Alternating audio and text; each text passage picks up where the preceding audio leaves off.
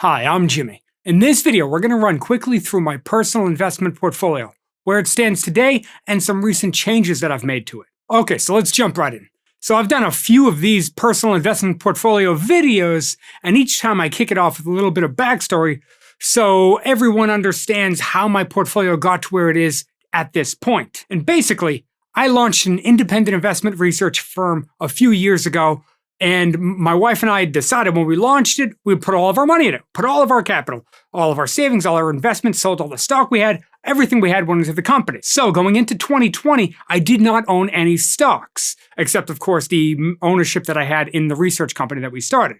So 2020 is where this investment portfolio began. And the first stock I bought back in 2020 was Disney. Why? Well, Disney is a company that I personally love, and I've done stock analysis videos on Disney before. In fact, I had done one right back here, right before the stock market had crashed at the start of 2020, and at that time I had valued Disney stock slightly above $100 a share, and at the time Disney was trading at about $140 per share, so I didn't know if we'd get a chance to jump in and buy it. Well then, we all know what happened in 2020, stock market took a tumble. I was excited, and luckily I was patient enough to buy the stock. I waited for it to drop below my calculation of fair value. So when it dropped below $100, I bought some shares. Now, I was not patient enough to buy it better when it fell into the 80s, since ultimately that's where it bottomed out, but that's okay. I was happy with it buying it below $100 per share. Now, this is a long-term investment, so I have no intention of selling it for a long time. Okay, now the next stock that I bought was Intel. So Intel was coming off a year of bad news, and they were having manufacturing troubles, and AMD was rapidly becoming the #1 game in town. And after a few big dips in Intel's stock, well, I finally bought it. So I did a video on Intel back in this time period here, and at that time I talked about the fact that I liked the company, and I believe that they had long-term potential. They generate so much cash, and they're such a large organization that I think it's possible that they turn the business around. So I bought some shares here, and then I bought some more shares down here. My average cost was about $45, $46 per share. So I'm up a little bit at this point, and I recognize the risk with turnaround stocks like this in going with a turnaround company like Intel versus an up-and-comer like AMD.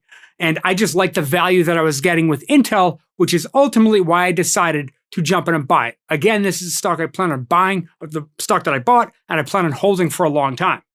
Okay, then another stock that I own is Lockheed Martin. So I did a video on Lockheed Martin back in this time period. Back then, Lockheed Martin was struggling a bit, and interestingly, when I did the fair value calculation using discounted free cash flow, well, I got a fair value up near $455 per share. So shortly after I ended up doing that video, I ended up buying shares. My average entry price was $336.15. Again, another long-term buy and hold. Now, I plan on holding almost every stock that I buy for a very long time. That's why I'm so picky about the stocks that I buy, and why it's crucial in my mind to buy them for a reasonable price. I don't want to overpay and then really reduce our returns with, I have a limited amount of capital, so I don't want to overpay for stocks that don't go anywhere for a long time. With that being said, you may also notice that I consistently do videos before each stock that I buy. And that's because I have a self-imposed rule that I won't buy a stock unless I first make a video about that stock. And once I do the video, I wait at least a couple days before I jump in and buy it.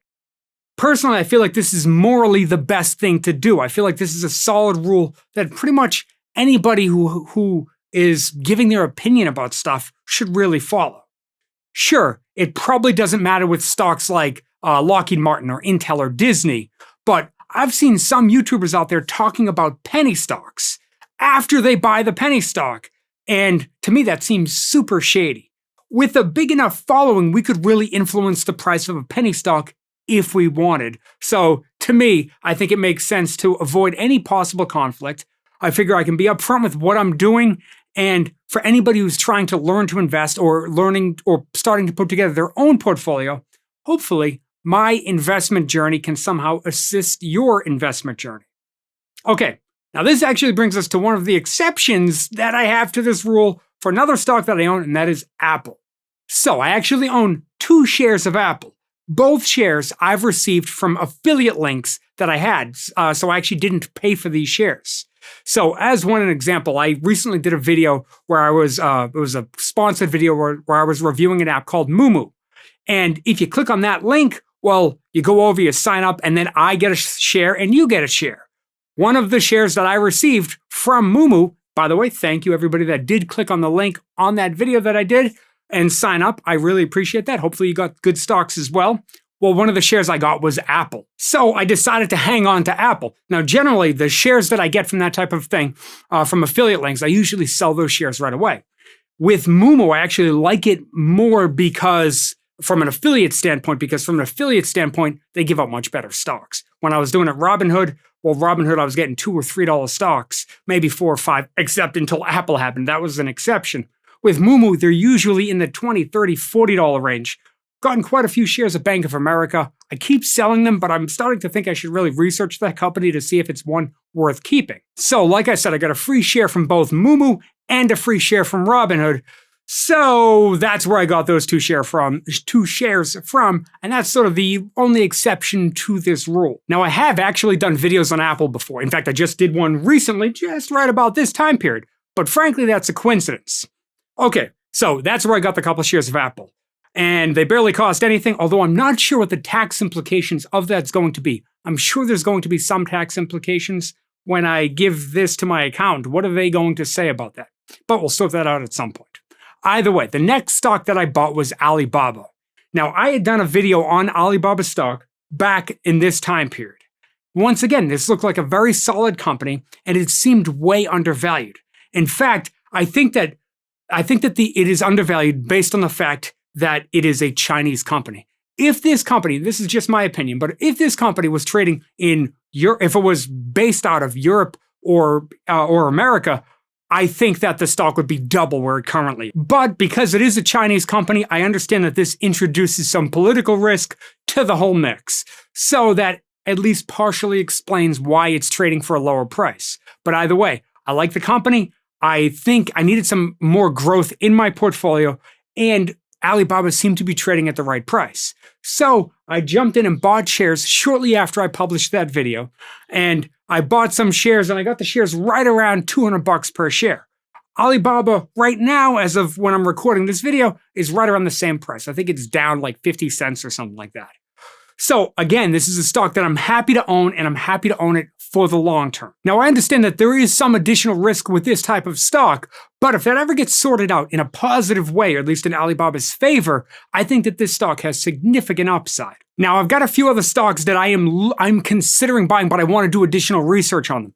So we actually have a second Learn to Invest channel called Learn to Invest Shorts. Not like shorting a stock, but short videos, less than 60 seconds. These are YouTube shorts, so they're less than 60 seconds. And basically, I'm using that channel as sort of a testing ground to try to figure out which companies look like they could be undervalued and which companies we should do a deeper dive on now. Now, I've actually come across a couple recently over the past week or so that look like they could be undervalued. So those videos will be coming out on our new Learn to Invest channel. So if you haven't subscribed to that channel or checked it out yet, please, I got a link right here. I've got a link in the description below. Please go over, check out that channel, hit the subscribe button. Let me know which what companies you think we should do short videos on. And if they look undervalued, we'll do long form videos to see if they are truly, in fact, undervalued. So if you can, go check it out, hit the subscribe button. Thank you, and I'll see you in the next video.